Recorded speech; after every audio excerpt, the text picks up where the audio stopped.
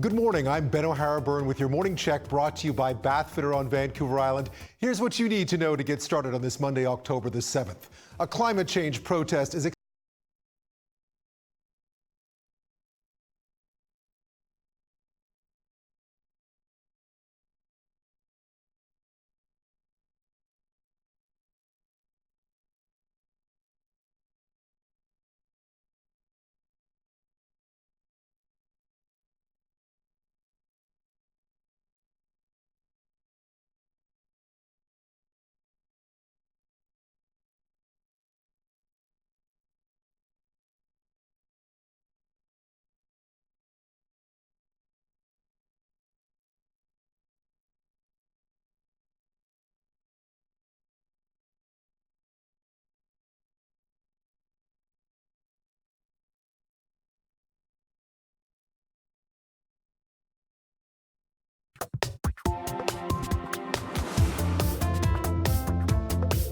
Good morning, I'm Ben O'Hara-Byrne with your Morning Check, brought to you by Bathfitter on Vancouver Island.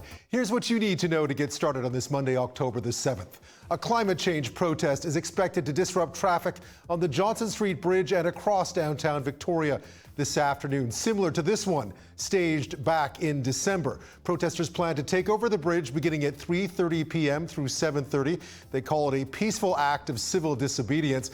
Now, pedestrians, cyclists, and emergency vehicles will still be allowed through, but keep in mind the Bay Street Bridge is still down to one lane westbound because of construction. This is all part of a broader Bridge Out campaign intended to pressure governments to take action on climate issues. Bridge takeovers are also expected in other parts of the country, including in Vancouver, as well as around the world. Well, as the BC legislature is set to resume, Green Party leader Andrew Weaver is set to make what he's calling a significant announcement this morning. The Globe and Mail reports that Weaver will announce that he will step down as party leader, but stay on as an MLA. Weaver was first elected in 2013. He announced he was suffering from an inner ear disorder last month. With 3 seats, the Greens currently hold the balance of power in the BC legislature.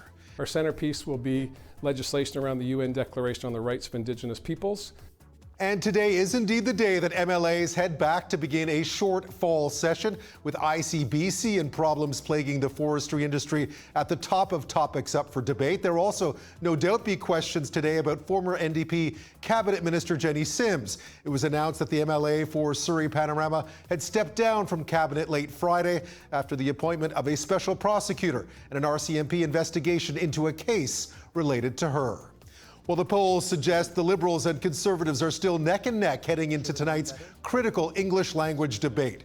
Party leaders will be preparing for most of the day for tonight's event, the first in this election campaign featuring all 6 leaders on stage together. It will take place at the Canadian Museum of History in Gatineau, Quebec. It begins at 4 p.m. Pacific time. A motorcyclist is recovering in hospital this morning after a crash in Saanich late Sunday. The rider was thrown after losing control and hitting a tree at the corner of Quadra and Union around 5 p.m. They were taken to hospital with non-life-threatening injuries.